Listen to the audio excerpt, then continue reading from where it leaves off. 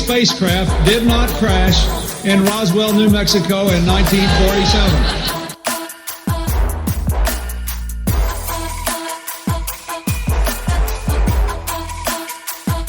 You know flat earthers, I guarantee it, but you don't know who they are because they're afraid of talking about it.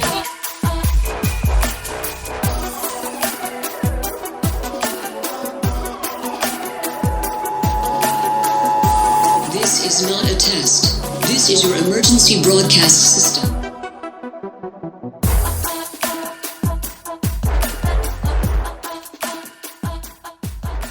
Hello and welcome to the 70th annual Subliminal Deception Podcast, your weekly dose of conspiracy theory bullshit. My name is Cody, and joined by my pal Phil. How are you?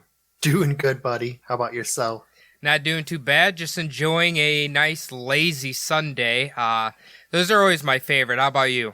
Oh yeah, I actually have 3-day weekends as it is right now, and Sundays I always dread a little bit because all I can think about is going back to work. But those are my more productive days. Yeah, that'll happen. You know what? I want to bring up something before we talk about the two subjects we went to in the beginning here. You are a fan of John Oliver, right? Yes. So do you still watch him? I watch every Monday after I get off work. I watch what his last week was from Sunday. So did you watch his latest one about the conspiracies? I believe I did. When did it come out? I think the 20th maybe or something. So a little while ago. But he brought up a quote on there that really struck me, and it's really relevant to the conspiracy world, is the psychology behind people believing that a big event in the world requires a big explanation. And it's just if you really think about all these conspiracies we talk about, essentially, that's kind of what they all boil down to, right? Yeah, I have heard that before, and I do believe I've seen that episode. It just I don't know, it just if you really think about it, and all these topics we discuss, yeah, they're big things that happen or big mysterious events, but they don't always need this ginormous explanation to explain what actually happened. You know what I mean? Yeah, it's brought up a lot with 9/11 and the JFK assassination. How people feel like there needs to be a bigger explanation. Yeah, and sometimes there just isn't. I mean, that's just how it goes. But speaking of that, we need our Ghislaine update, Phil. Yeah, so about Ghislaine Maxwell. So I heard from a news story this week that she's living in a pretty shitty prison right now, awaiting her trial, which is set to be in 2021. Apparently, she's wearing paper clothing so that she can't kill herself with it, allegedly. She's also, they're thinking that she may have copies of the videos and photographs that will be incriminating some of the higher profile people. Right now, I don't believe she's talking. I would assume they have to have some sort of plea bargain or something, right? I would assume. Yeah, she would definitely give that stuff up in order to keep herself out of prison for the full term that they could give her. I imagine she'd be hunting for the best deal.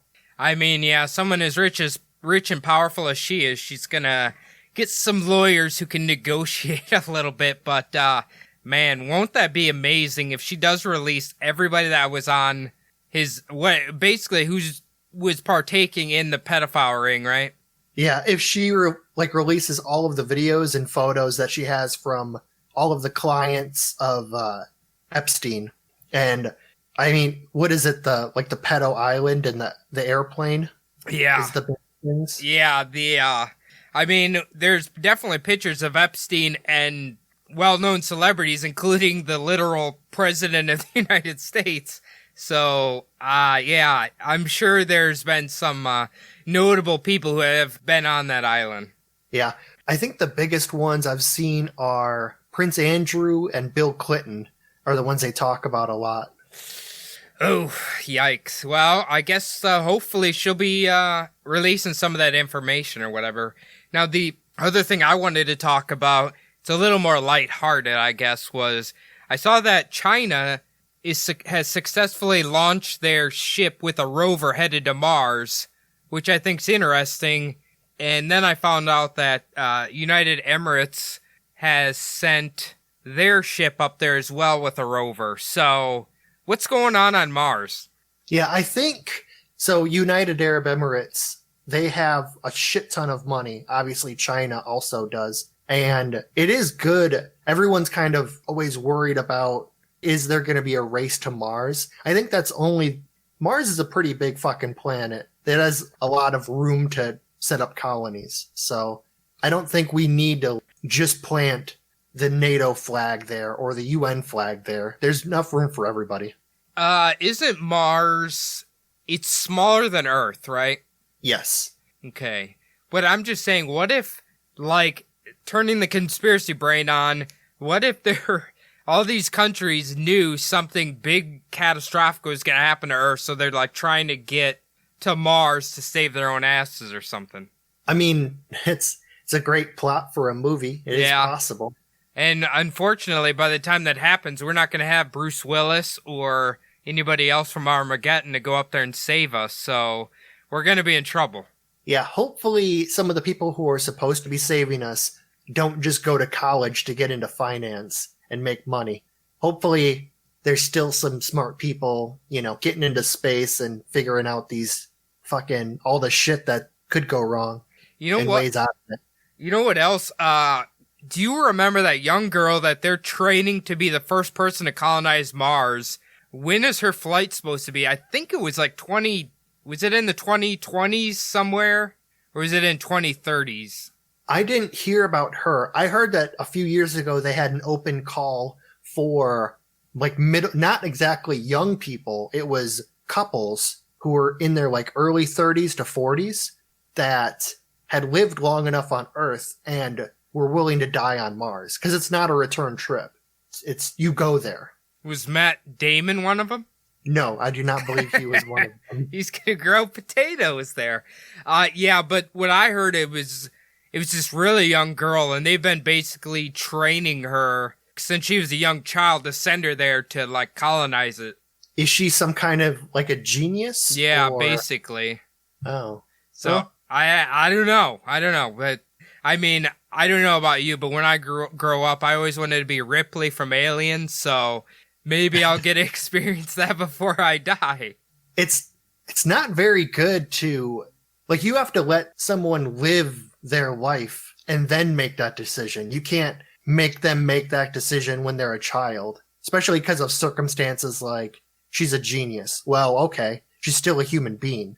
She's going to change her mind 1,000,000 times by the time that rocket takes off. So, well, I mean, I think it is she wants to do it. She's she obsessed wants to do with right it. Now. Yeah. I mean, I don't know. Maybe she'd be pretty famous if she got up there and she's the person who started Mars or whatever. Yeah, I think the smartest thing to do would be just to send robots first to set the place up. Well, you don't want to do that. Then they're gonna set up a anti-human colony, and then they can advance a lot faster than us, and then come back and take us over. Also, the plot of a great sci-fi movie. Yeah. I don't think they would be sentient. You don't know what Bezos has got in his closet here. That's true. Anyway, Phil, you go ahead and take the reins. Lead us into this week's conspiracy. So I wanted to, like I said last week, get back into the conspiracy, not so much history. So for many, the dream of winning the lottery, more specifically a 9-figure multi-million-dollar lottery jackpot, is the ultimate fantasy. No longer having to worry about their personal responsibilities, such as the ability to pay bills, buy needed food and services, or saving for a comfortable retirement. For many winners, however, this fantasy can quickly turn into a nightmare, often ending up bankrupt and in ruin just a few short years after winning what would have been more money than they could have earned in several lifetimes, seemingly overnight. Yeah, that's kind of the sad truth of it, isn't it? Oh, definitely. I always thought, I had heard, if you get $3 million, you put it in a savings thing and live off the interest of that. You get $3,000 a month or something in interest, so you just kind of live off of that. Yeah, if you won, say, like $5 to $10 million and just threw it in a normal savings account, and you could live off that interest like it'd be your monthly income. You could live a life like we live, but you'd have millions of dollars making money for you. Yeah, I mean, I would be more than happy with that. The problem is, all of a sudden you realize after a few months, I've got all this money. Maybe I'll buy a little here and a little there. And then it would snowball. Yeah, that's true. You have really good integrity to stick with it. Yeah, and plus, all the people I've heard that just like, you win the lottery and then all of a sudden everybody's trying to fucking sue you. I've always heard that. Yes, yeah, definitely. And people come in just to beg and beg, or trying to steal money from you, giving you bad financial advice, all of that stuff too. Yeah, all of a sudden your 17th cousin from Romania is going to show up at your door and say, "Hey, long lost relative, how are you?"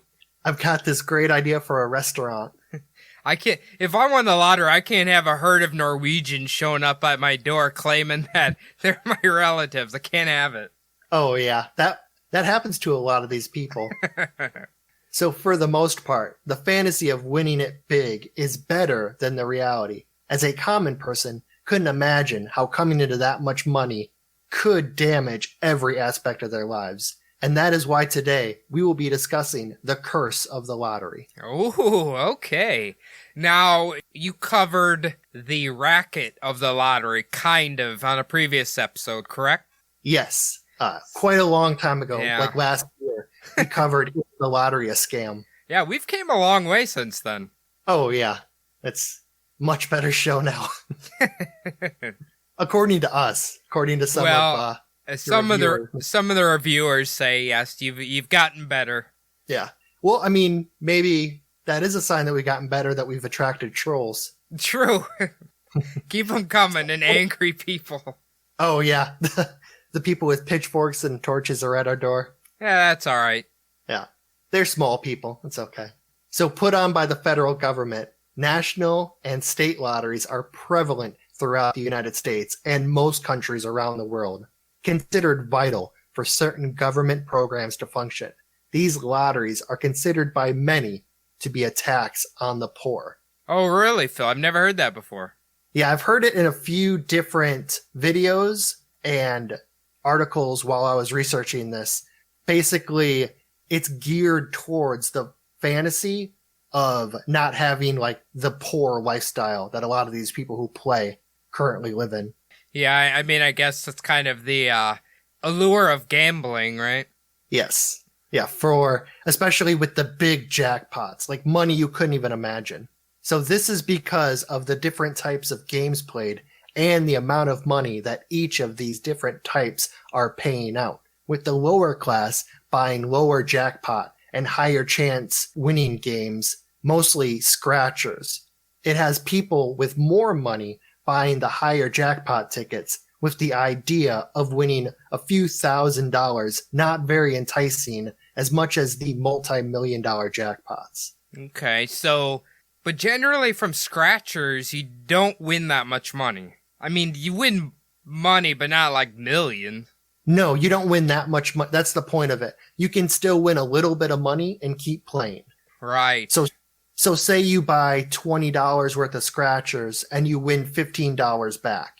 You can then spend that $15, maybe winning like the chance to win like $2,000. With lottery tickets for the multi-million dollars, you don't have that chance. You spend $10 on tickets, you get nothing back unless you win like 20,000. There isn't really a chance to win like your money back like with scratchers. Yeah, that's true.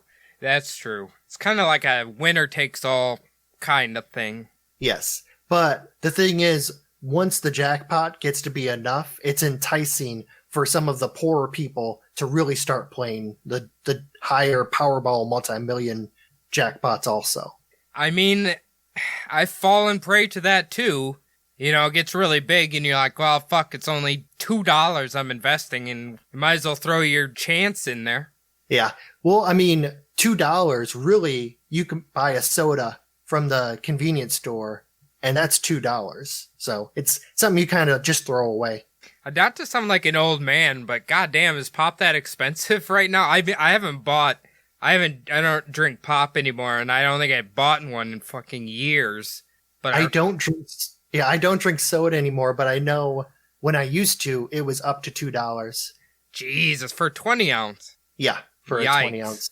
Jesus Christ. Yeah, water too is really expensive now. It's Yeah. for some of the bigger bottles. Like I used to buy some of the nicer, not just like Aquafina, all of that, and that was like almost $2.50, and I thought that was expensive. Now the big bottles of Aquafina are like almost $3. Yeah. We need to, like, retrain the population to just filter water at their house and, like, use a refillable jug. Yeah, well, the water coming out of my faucet here in Arizona is so fucking bad. You can't even drink it. Is why you got a filter. You get one of those little pure water filter thingies. The problem is those filters, they can't handle the water from here, and they go bad after only 20 gallons. Yikes. Okay. All right. Don't drink water in Arizona then. Yeah, it's got a lot of minerals in it. So for the most part, though, winners of the large jackpots tend to be poor, with little knowledge of how to manage their newly won wealth responsibly, and where they should invest such a massive sum of money. These seemingly lucky people can get caught up in their new lifestyle, spending what they thought was an endless supply of money, only to find out that without proper investment, that money can run out, with the winners ending up worse off than they were when they thought they were originally broke. Yeah, it's like we said, man, the bloodsuckers will be coming for you. Yep. Like that. What I mean is, like, the huckster investors and people like that will tell you to do one thing, which is actually only going to benefit them, and then probably hurt you in the end. Yeah, the problem is before they won the money or when they actually had the money, they had no idea what a fiduciary was, why they needed a lawyer, why they needed a firm behind them. A lot of these people just think like, oh, my cousin Eddie, he runs money for some company and they give it to them, you know. Here, they employ their family to do all of their money shit for them. I just picture it's like, can you call up Cousin Eddie? He's the only son bitch I know who can use that goddamn TurboTax software. I bet he can help out. Yeah, exactly. It usually ends up being somebody will come into your life and they'll end up, this happens a lot with like sports players. Someone in their family will come in and kind of try to be like a guiding light for this person, but then it'll be only just trying to get like the nepotism, to get all of the other family members' jobs, sucking off of this one person who's got the money. Yeah, that's the sad truth. I mean, athletes, man, some of their stories are just multimillionaires and they're just broke. It's just sad. Yeah, if you watch, actually, it's the 30 for 30 called Broke. That's like some fucking heartbreaking stories. Yeah, and I guess if you're a lower income person, you get all that money and it kind of, you don't know what to do with yourself. Yeah, especially when everyone's hand comes out and you grew up with these people. Now you happen to have money and everyone's pretending like they couldn't survive without your money. So I say, just change your name and move away. Exactly. Move to where people have money. I'm going to get into how the experts tell you to intelligently invest and intelligently like what you should do. And that's one of them is move away. Move away from your old neighborhood, all your old friends, and just forget about a lot of them. I mean, that's cold as shit, but I guess if you don't want to end up, I mean, I hate to say it, but a lot of these stories I've heard end up in suicide. That's true. But there's a lot of other stories, which I'm just about to get into, Okay. where these people really should have taken some of this advice. So have you ever heard of David Lee Edwards? No, is he in a Van Halen cover band? Close. So in August of 2001, David Lee Edwards split a $280 million Powerball jackpot between three other winners, taking a lump sum of $41 million, which was about $27 million after taxes. So quite a bit of money still. Wait, hold on. He won $280 million and split it three ways and they still took 4 ways. 4 ways. Okay. All right. Yeah. Wait. I'll explain that. Okay. Good. So it's $280 million split 4 ways. He took the lump sum, which is less money than if you would have taken it in annuities. Got or you. Yes. Okay. Yes. So basically, it got cut down when they split it. It got cut down when he took the lump sum, and it got cut down after taxes. Okay. I thought the lump sum was after the tax. No, the lump sum is before the taxes. Gotcha. They need to do what England does and just the money that they say you're going to win is what you're going to win. In England, they take the taxes out before they announce the jackpot. So say it's $280 million before taxes. They would take taxes out, and then they would say, okay, $170 million jackpot or pound jackpot. Yeah, okay, that makes sense. Yeah, they should do that, though. It's kind of deceptive. Yeah, I don't like it. I was blown away when I was over there with you, and like I saw that, and I'm like, Jesus, why don't we do that? I guess we're creating the illusion it's more money than it actually is. Yes, and a lot of the people who are buying these tickets don't understand taxes at all. Yeah, that's true. So Edwards had spent much of his life in prison, and at the time of winning was unemployed, living with his girlfriend, Shauna. He had bought the tickets after borrowing money from a friend to pay the water bill. He also bought a pizza and spent $7 on Powerball tickets. After claiming his prize, Edwards did hire a financial investor who had advised him to invest the money in stocks and bonds, and claimed that if David followed his advice, he would be making about $85,000 a month in interest paid out by those investments. Edwards, however, didn't take that advice and would eventually end up selling the investments that his financial advisor had purchased for him. Jesus, I guess he needed that limited edition 1980s Firebird that bad, huh? Yeah, he might have actually bought one. He ended up, you'll hear in a second what he bought, but it's like, you cannot imagine he might as well have just burnt money in a fucking fireplace. How he was going through it. In my mental image of this guy is literally Kid Rock from Joe Dirt. Kid Rock from Joe Dirt, but cut his hair and do like a nice haircut. Like he was about to come on TV winning money. He doesn't have a mullet. No, he doesn't. Damn he it. had got a haircut. Pretty good. Pretty well for the prize giving.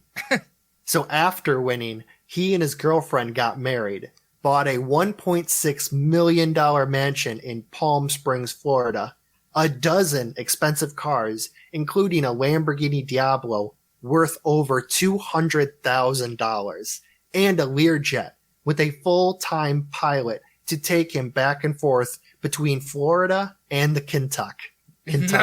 No way. Yep. God damn.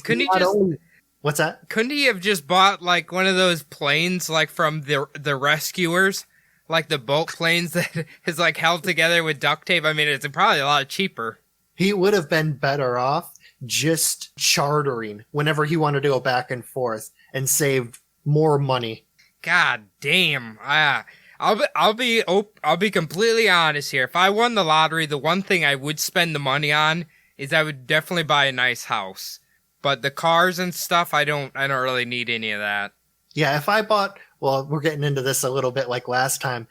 I think we mentioned this before. If I won that lottery, I would probably just buy a nice 2-story, 4-bedroom, a decent car. And then when my neighbors asked me what I did, I would say internet stuff, like selling computers or something. I would literally lie about my job and say like, yeah, I'm just a cocaine mule. That's all. It's not, the benefits aren't great, but they pay pretty well. You ever do cocaine? You're welcome. Then just point to your ass. So it is estimated that Edwards spent $12 million in the first year after winning the $27 million.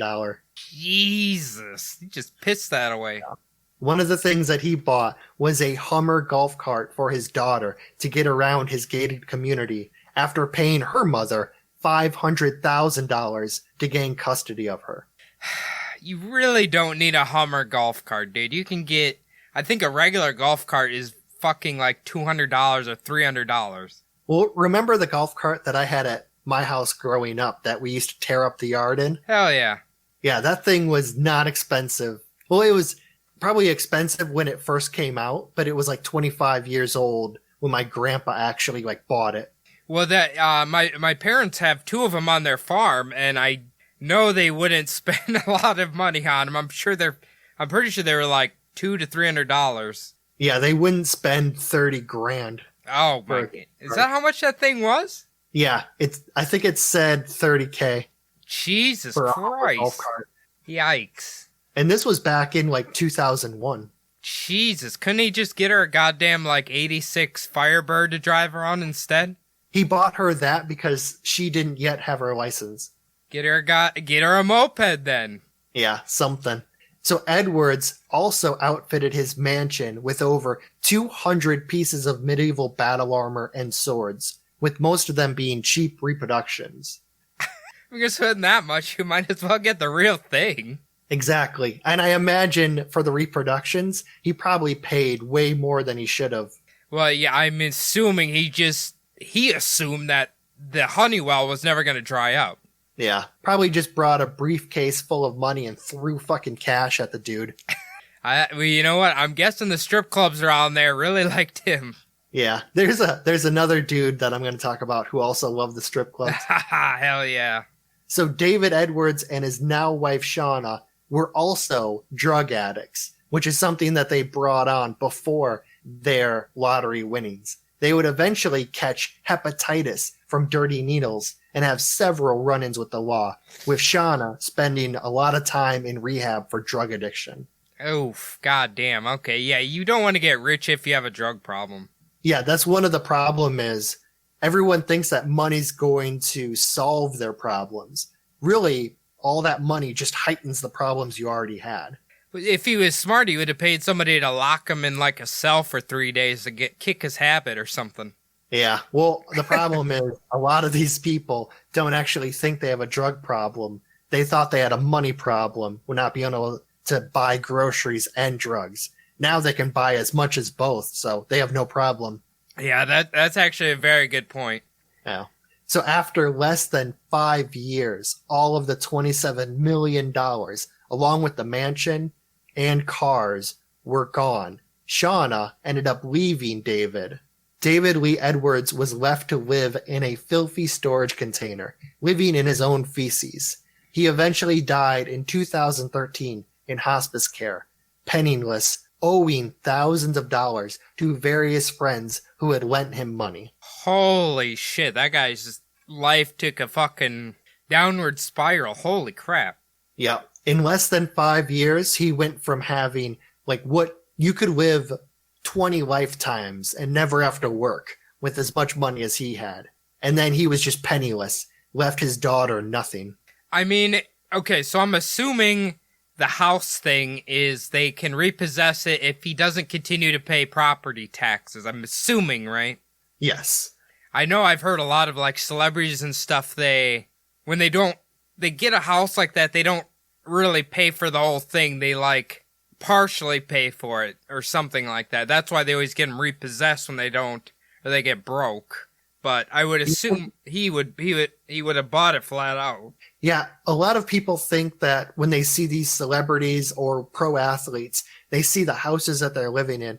They think, oh yeah, fucking, who is it? You know, Adrian Peterson made millions of dollars. Of course he just paid cash for it. A lot of them don't. A lot of them basically put a down payment on it and then have to make payments like everyone else. Yeah. Yeah, that's true. That's a poor son of a bitch right there. Yeah, and then you end up in a Nicolas Cage situation where you're no longer doing these main feature films. You're doing straight to DVD fucking shit boxes. I would bet he makes a decent living doing that, though.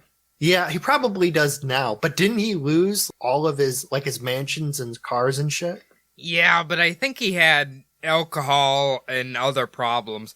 I mean, one of his houses had a whole fucking T-Rex skeleton inside of it. Like, alright, Nick, I know it fits you because you're kind of wacky, but you don't really need that.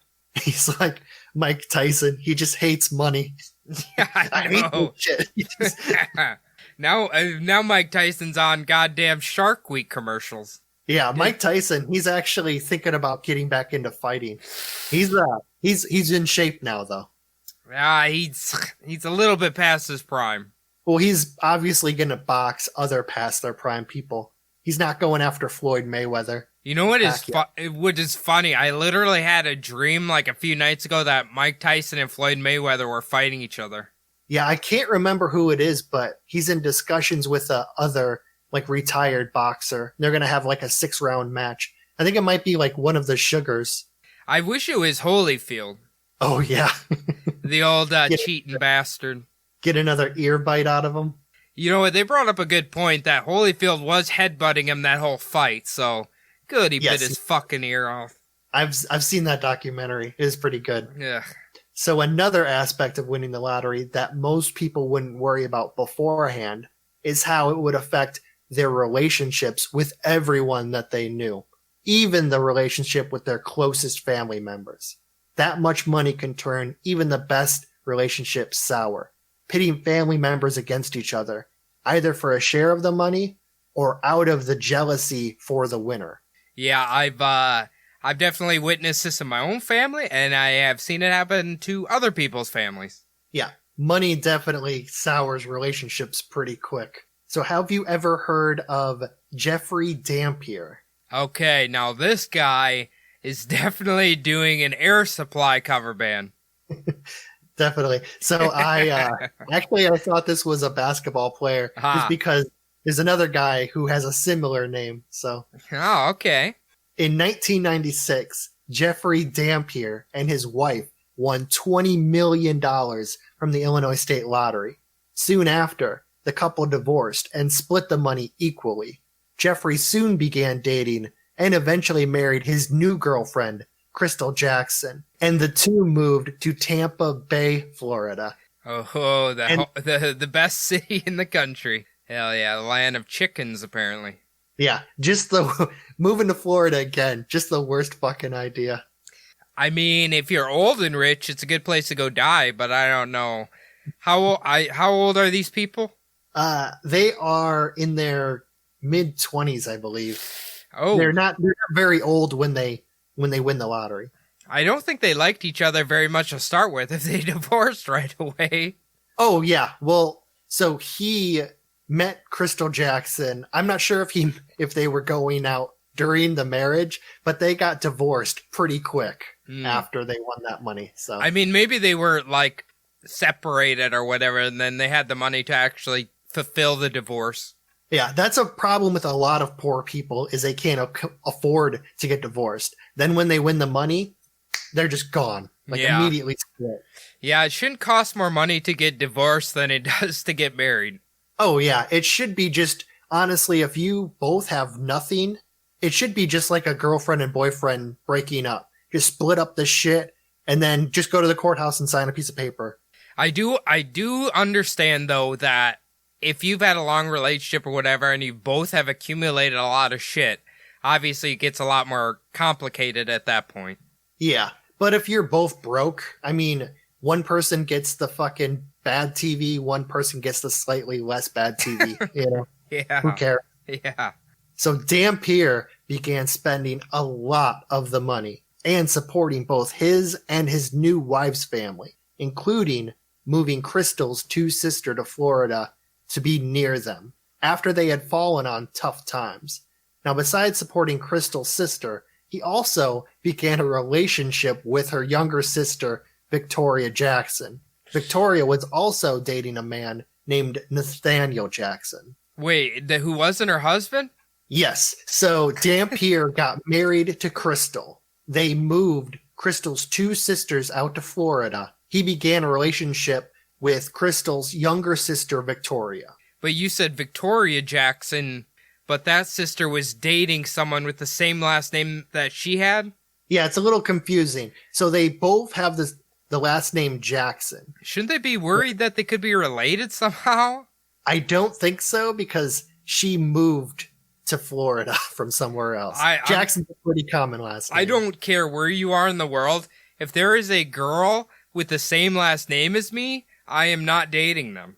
Well, you have a weird last name. Yeah, I You and me guess. both have weird last names. If I meet another person named we're probably related. Yeah.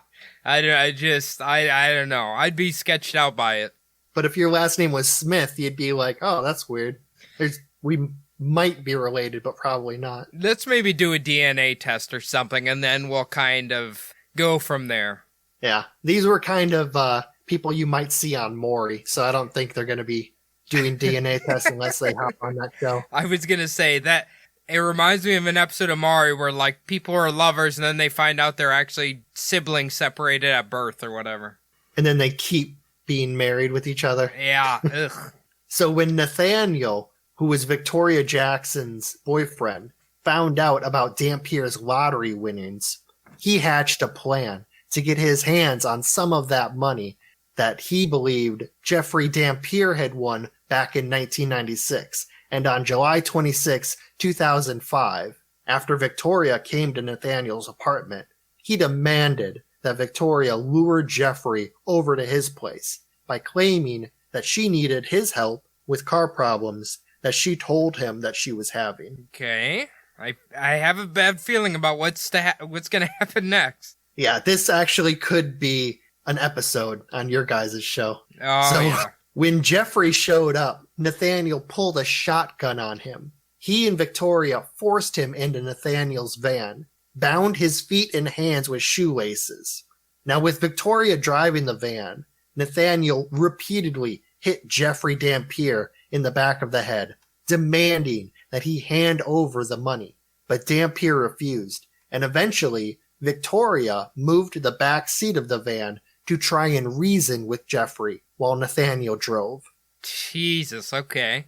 Now, after trying to convince Dampier to give up the money, Nathaniel handed over the shotgun, telling Victoria, either you shoot him or I'll shoot you. Victoria put the shotgun to the back of Jeffrey's head and shot him once in the back of the skull.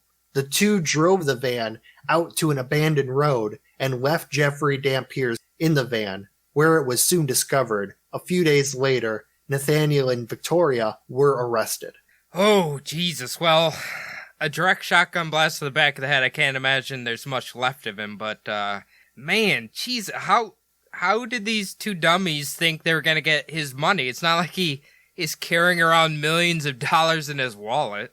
Well, they were hoping that they could convince him to go withdraw some money or go grab some money. I'm thinking that's what they were thinking. A lot of people think that, like on that show Broke, they were saying that people who ask these athletes for the money, they think that they just have a fucking crate of money sitting in their living room. Yeah, it generally doesn't work like that. I mean, in hindsight, I guess I would have told him, okay, I'll go get you some money, and then when you go to a bank, just run away as fast as you can, get help.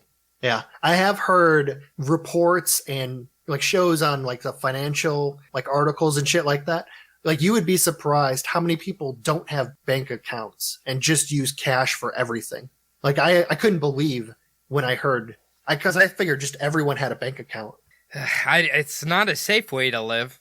No, definitely not. Like our old friend Jimmy, when he got, I believe he got his taxes back, he just kept it in his wallet just for a couple weeks because he was between banks. And I was like, dude, you can't have that much money on you, but you know. That's what happens when your financial advisor is a squirrel. Like you don't want to listen to them. They say you just put it on your person and you'll find it eventually. Nothing will happen to it. Yeah. So Victoria's defense counsel claimed that she was actually the victim and that Jeffrey Dampier and Victoria's relationship began when she was only 15 years old.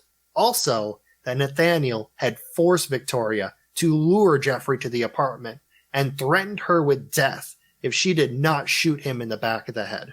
I don't know. If she's got the gun, she's kind of got the power there. Yeah, that's kind of what I was thinking too.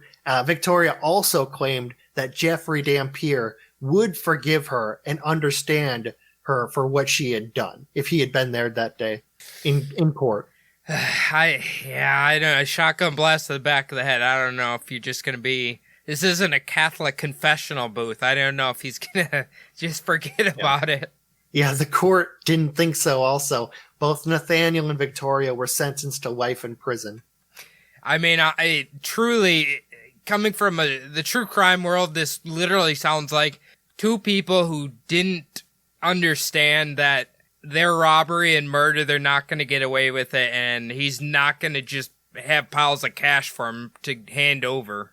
Yeah, I don't really think that murder was the original plan, though I don't really know how they thought they were going to get away with it. It's not like Jeffrey didn't know them. He knew them both very well. But that's what I'm saying. I'm assuming they're younger people, and, younger criminals generally are kind of dumb. Yeah. So, but, that's a very sad story for this guy, I mean, in that case, it didn't necessarily sound like he was blowing all his money. He just, unfortunately, got involved with the absolute wrong people. He really shouldn't have been having an affair with a 16-year-old sister of his new wife. That's terrible.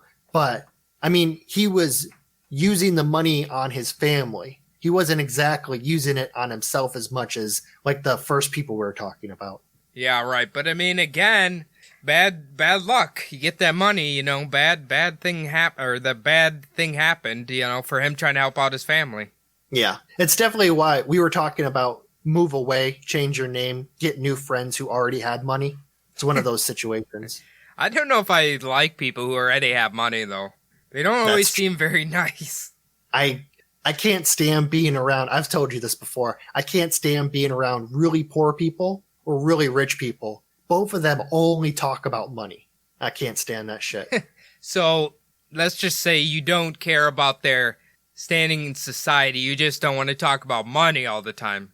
Oh, yeah. I'd rather talk about fucking either, shit that interests me. Conspiracies, true crime, science, history, all that shit. I don't give a fuck about what you're driving. So you like crazy people like I do. Weirdos. Yeah, I'm a weirdo person. Yeah. I like weirdos. We like weirdos, I'm yeah. weirdo myself. So jealousy of a family member winning the lottery is one thing. But what happens when a married couple win who already most likely were on the brink of divorce or possibly having it out in court at the time of the win? Now, we mentioned just in our previous story that they were probably on the brink of divorce, but they had a very amicable divorce and just split the money. In February of 2003, 77-year-old Kenneth Parker and his wife, 74-year-old Connie Parker, won a $25 million jackpot, which was paid $8,590,777 after taxes to them. Oh, did they each get that amount or just one of them? For both of them. They, obviously, that was the money paid to them after taxes. They both won this money. I mean, Jesus. They were a married couple. Jesus Christ, how you foreshadowed there, you're high 70s, dude. Just what's the point of a divorce at that point? Oh, I'll get into it in a second. Okay. There is reason why. Oh, okay. So the couple had married in 1987 and both had children from previous marriages. They didn't have much money and spent what little they did have on lottery tickets, both dreaming about winning the jackpot and what that would do for themselves and their families. However, it turned out that the reality of a win wouldn't include Kenneth in Connie's future, as she kicked her longtime husband out of their condo in June of 2003, refusing to include him in the winnings. It's gotta be weird kicking your elderly husband out and you're like, get out of here, you son of a bitch. And then he has to take that little, what's the stair thing? You sit on the chair and it slowly goes down. Oh, you always see it in those old movies. Yeah. Get out of here, you son of a bitch. And it's just like, it's slowly going down. Yeah. Hell yeah. So Kenneth claims that Connie had been planning on cutting him out of the money from the very start. He had noticed that only her name was on the winning lottery ticket. The condo that they had just purchased and the bank accounts that the winnings were funneled into also only had Connie's name on them. Ooh, that's not good. Not good at all. He believed that Connie was trying to cut out his 5 children from his previous marriage out of the money after he died. That is not Connie. What are you up to, Connie? Yeah. Kenneth claimed that he gave Connie the $20 to buy the ticket that day, but Connie claims that she used her own assets to purchase that ticket. Now, Connie's lawyer, who I assume is a silver-haired, middle-aged man, made the statement that his client's husband's allegations were a total mischaracterization of her, and that she was anguished by his allegations, and made no further comment on the matter. Wow, okay. Well, I mean, from what you've said right now, even though we probably know what happened, as far as court law's gonna see the paper trails all for her. Yes, definitely. So the couple had signed a prenuptial agreement when they got married back in 1987, and both attorneys claim that that prenup worked for their respective side, with Connie's attorneys claiming that the prenup states that the couple only gets the assets that they purchased before and during the marriage, and Kenneth's lawyers claimed that the prenup doesn't cover the gambling winnings at all. Okay, alright. So both sides are trying to claim that their client used their own assets to buy that ticket, basically. Yeah, I mean, obviously, yeah, that's what the lawyers are going to try to be fighting for. A few months after winning the jackpot, Connie filed for divorce, and Kenneth sued her for his rightful half of the winnings, claiming that he was cheated by his estranged wife. In October 2003, Judge Anthony Falanga ordered that half of the $8 million payout be frozen, which was a victory for Kenneth, as this would help to preserve the money before she would have the ability to hide it. Okay, I didn't see that coming, so alright, good job there, Judge. Yeah, it looks like the dude in these situations usually gets screwed over, but looks like he actually got something in his favor. In October 2003, Connie would make her first public statement, claiming that it was Kenneth who had left her. And he also cleared out her safety deposit box, taking their bank book, her passport, and her birth certificate, along with other legal documents. Did he actually do that? I am not exactly sure. That's just what she claimed in her statement. I mean, if he did, that's not very nice, Kenneth. No. So Kenneth ended up with about a third of the winnings after they finally settled out. Kenneth Parker was suffering from lung cancer at the time, and he died in February 2004. So he believed that that's the reason why she was taking all this money from him, because she knew that he was going to die eventually, and she didn't want any of that money going to his children, just hers. I mean, that's kind of sad, honestly. Yeah, very greedy, you know.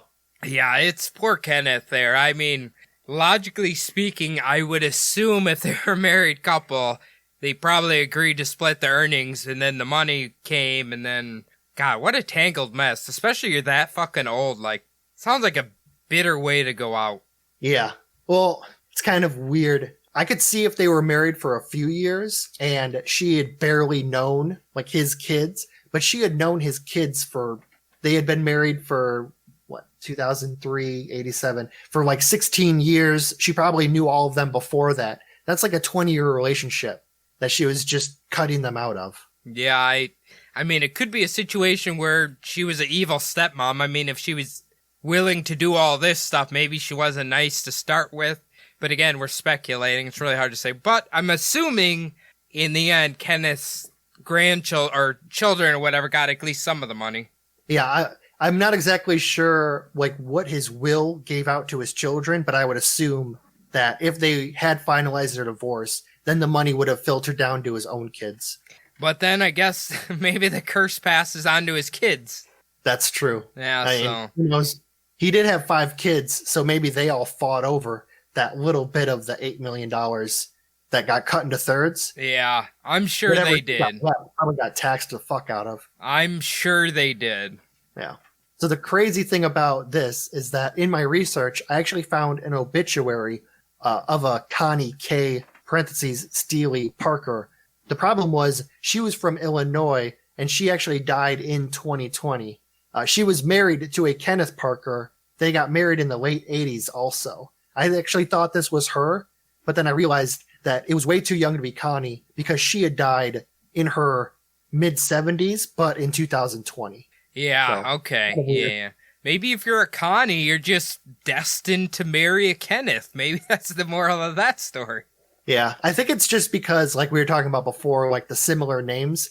Yeah. Like a lot of people have the name Parker, so it just happens to be a Connie marries a Kenneth. Yeah, that's probably all as it was. But at first, it makes you think. Yeah, I'm not exactly sure. I couldn't find a obituary for Connie, and I couldn't find any follow-up stories. So I assume maybe she's still alive. But she Maybe- would be very old right now. She'd be in her early 90s, which isn't unreasonable. Maybe she's actually Bernie Sanders. It could be. You start to get so old, you can't tell if you're a male or woman anymore. They're just androgynous. Yeah.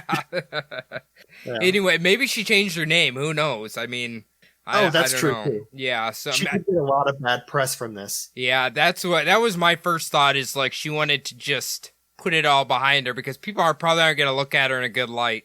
Oh, definitely.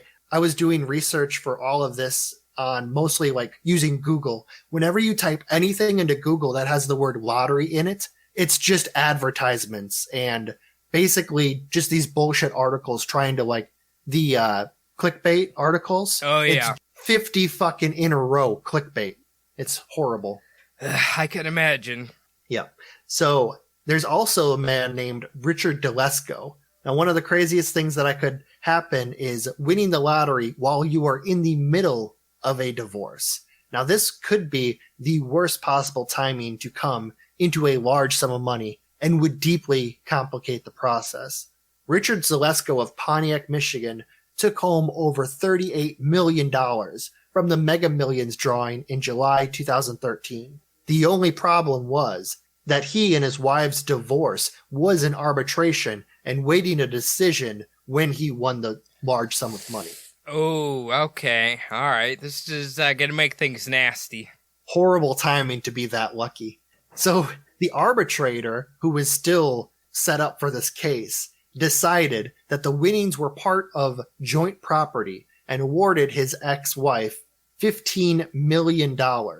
A later appeal stated that though his winnings didn't come during the time that they were together, the purchase ticket wasn't the first, and that the former couple shared in on the losses from the previous losing tickets, which really makes sense. Yeah, that is true. I guess we don't really consider that, huh? Yeah, it's not just the one ticket you bought, it's all of the losing tickets you've bought over the years. You lose together, you win together, I guess. Yeah, and they were still married, so you're still under, like, the joint situation. I don't see why, like, you should have, depending on the state's laws, I should say, but you should expect to have to give up that money. I mean, on the surface, it looks like it sucks, right? Obviously, for the gentleman or whatever, the timing, but a cool $15 million, I think I could probably overlook that. Yeah. Do you remember that it was the Ashton Kutcher movie?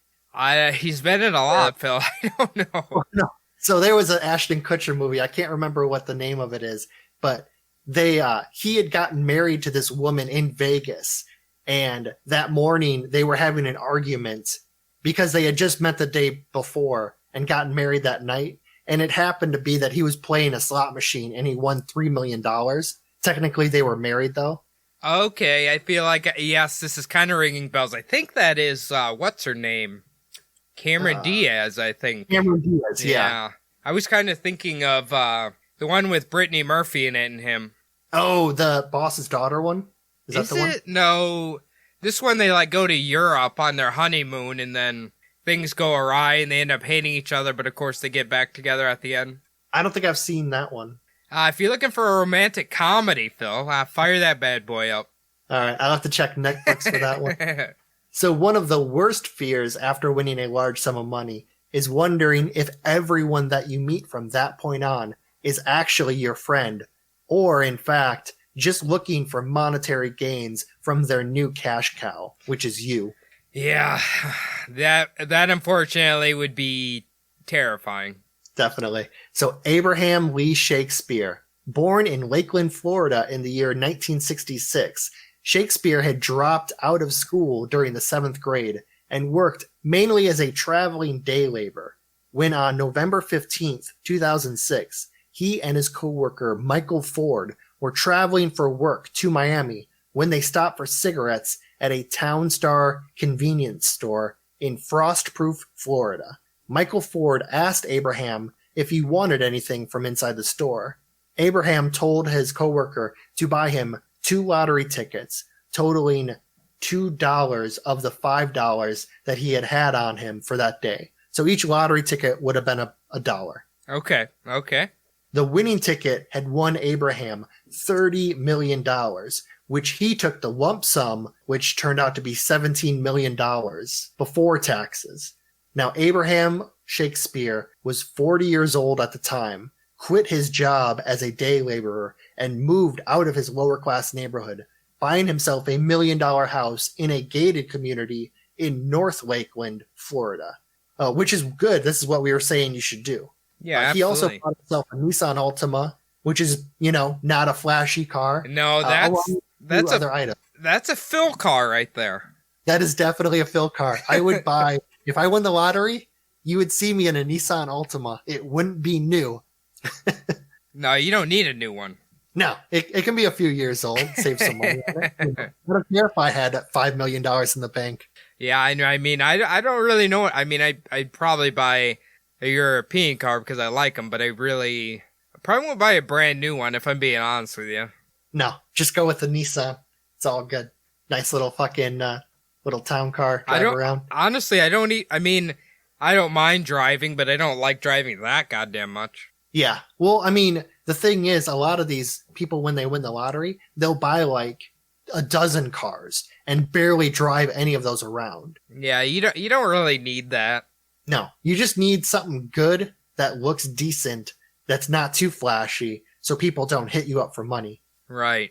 Or dress in a way that makes people think, oh shit, he spent all of his money on that car. Now he doesn't have any more. That's how you do it too. Just, you can't get too cheap like an 89 Trans Am like that other guy. Then people in trailers are going to think you're balling. Oh, that's true. Michael Ford, his coworker that had bought the tickets for Abraham, demanded $1 million from Abraham and would later sue him for the money in April of 2007, claiming that Shakespeare had stolen the ticket out of Ford's wallet. Wow. Okay. Yeah. Michael Ford was unsuccessful in the lawsuit, and on October 7, 2007, he was ruled against in the suit when the jury took less than an hour to come up with the ruling. So when the jury takes that little time, it's pretty cut and dry. I mean, when you were telling the initial story right there, I'm like, oh God, he's right in a sticky situation right here because he's giving his friend money to buy him something. Yeah. Ugh. I don't know. It's the possession though, not the buying. Yeah, I know. It's just, God, just always walk in the store and buy it yourself. True. There's a lot of people who win the lottery and then they go back and the clerk who sold them the ticket, they'll throw them like 20 grand or buy him a car or do something nice for him. Hell yeah. That's a nice thing to do. I'm going to buy him a Hulkamania shirt they can tear open. That's what I'm going to buy him. So winning this sum of money was really hard for Shakespeare, as he would soon come to realize that the people in his life that he thought were his friends were only after his money, and had told his brother that he would have been better off broke. I mean, yeah, outside of the money involved, this man should definitely change his name anyway. Oh, definitely. That's the best advice. Just completely knew everything. Yeah. So one of these people would be Doris D.D. Moore, who met with Abraham under the guise of writing a book about the lottery winner's luck. And eventually, she would start a company with him called Abraham Shakespeare LLC, for which she took control of all the company's funds. Oh, damn. She's pulling on a long con here. Definitely. So she has a lot of priors for like fraud and tax evasion, just a list of shit where you would say, oh, I could see her moving into this next. Yeah, I guess you're right. I mean, maybe he's not, I'm assuming this is a romantic relationship, correct? No, it wasn't. Really? Yep. Wow. She had just conned him into starting this company. Wow. Holy shit. Okay, so she's pretty crafty. Yep, wasn't even fucking him. Just, I mean, maybe she did, but it didn't mention anything about that. So soon after, Dee Dee would withdraw $1 million from the firm and buy herself a $70,000 Corvette, a Hummer, a truck, and a vacation, later claiming that the money was a gift from Abraham Shakespeare. What? If you're taking that much money, why are you buying those things? Yeah, exactly. Just Jesus Christ. Just embezzle the money and hide it. What are you doing? Like, you know she's white trash. She's got a pickup, she got a Corvette, and a fucking Hummer. Yeah. She might as well have bought that Trans Am. Duster. You know, this is an antique Trans Am from a man who lost all his money after winning the lottery. It's real special around here. Got a footprint gas pedal. It's got that chain steering wheel on there. It's got the... She bought one of the original General Lee's. Oh, God. So in April of 2009, Dee Dee calls James Moore, an ex-boyfriend, to dig a hole to bury some trash and concrete in her yard, and was called again 2 hours later to come fill that hole after he had finished. James told investigators that because it was dark, he could not see what was inside of the hole. He knew what was in that goddamn hole. I'm thinking, maybe, yeah. But in November of 2009, Abraham Shakespeare's cousin, Cedric Odom, filed a missing persons report on Abraham. The police declared him missing on November 24th, 2009. Yeah, I think we know where this is going. Oh yeah, it's not hard to see the writing on the wall. So Dee Dee is immediately interviewed by police and asked about her relationship to Abraham Shakespeare LLC and also about the missing $1 million and why Abraham was taken off of the company's accounts. What is she going to be like? I don't know nothing about no $1 million, but check this out. And she just beeps her fucking car alarm. Ain't that sweet? I got them suicide doors on that Corvette now. Ain't that cool? You see that footprint gas pedal, that won't cheat. It's much easier to push down than a regular gas pedal, boy. I tell you what. So Dee Dee was still claiming that Abraham was in fact alive and that he was trying to escape everyone that had their hands out. Dee Dee would also try to pay people off and have them make phone calls pretending to be Abraham. Also trying to have them claim that they had seen Abraham recently and even offered an undercover police officer $50,000 to take the blame for Abraham's death. What? Yeah, at the time, it wasn't even confirmed that he was dead or murdered. She had actually gotten in touch with someone who was already working with the police, and they are the one who set up the undercover police officer to come talk to her about taking the blame. Wow, okay. So she's not very bright. No, not at all. She was definitely grasping at straws. Okay. Dee Dee was formally charged on February 19th, 2010, and convicted of first-degree murder in 2012. She was sentenced to life without the possibility of parole. Abraham had been found under a concrete slab in her backyard, dead as a result of being shot with a .38 caliber Smith & Wesson revolver. I mean, you can't just install a fucking concrete pool in your backyard and nobody's gonna ask about it. Yeah, it wasn't a pool, it was a slab. No, I know, I'm just kidding. It's a redneck pool here, but, what a fucking idiot. Is that a true crime thing where anytime you see a redneck with a pool in his backyard, he has a body underneath it? I mean, that's the first thing I would suspect if anybody had a goddamn weird concrete block in their yard for no reason. Just out in the middle of the yard. Yeah, like, there's no reason that should be there unless you're making like a sidewalk or like a little gazebo or something. I don't know. Yeah, at least put a gazebo over it. Yeah. She had the money. The The only problem was that basically she had told a few people, including, I believe, the undercover cop, where the body was. Also about the revolver. Yeah, she's a terrible person, obviously. Poor Shakespeare here, but man, she's an idiot. I was a little worried that you had already heard about this story from like the true crime stuff, because this is one of like a decently Popular one. popular one. Yeah, I guess that's Yeah. what you call it. Popular true crime story. It sounds like kind of familiar, but I mean, I didn't know the details or anything about it. Yeah, the thing is, she only killed one person, and it's not like there was a big investigation into it. They knew right away it was her. So Yeah, it's- you can't take money, install a big concrete slab in your backyard, buy all these Corvettes, and then assume you're not going to get caught. And then the worst part was killing the dude, but she started offering people money to make phone calls as him. Those people would basically just go straight to the cops and be like, this weird lady's, Yeah, like, offering to the people.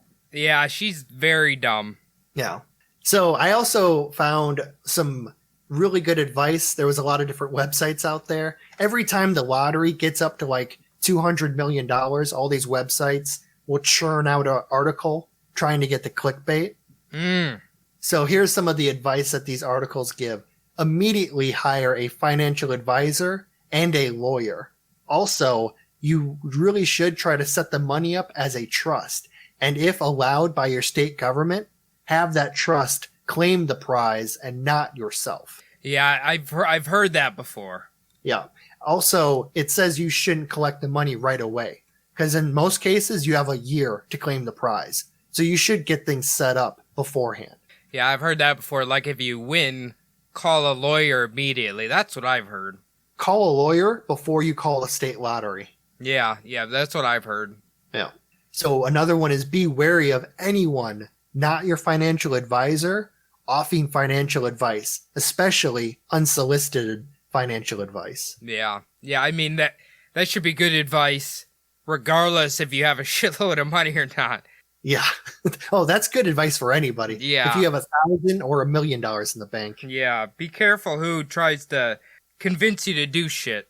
Yeah. You don't know what their motives are. No. This one is a little bit colder, but be prepared to cut off friends and family if necessary. Yeah, it's kind of a sad truth, I guess. But yeah, it's kind of what you have to do in certain situations. Definitely. Also, move away from wherever you were previously located to a safer and more affluent community where others in the area already have money and they aren't looking to take yours. They'll probably spit on you and call you the poor person in the neighborhood. Oh yeah, they'll call you new money and be all shitty to you for that reason, but at least they're not trying to take your money. Yeah, that's a good point. I don't know if going to Florida is the best idea.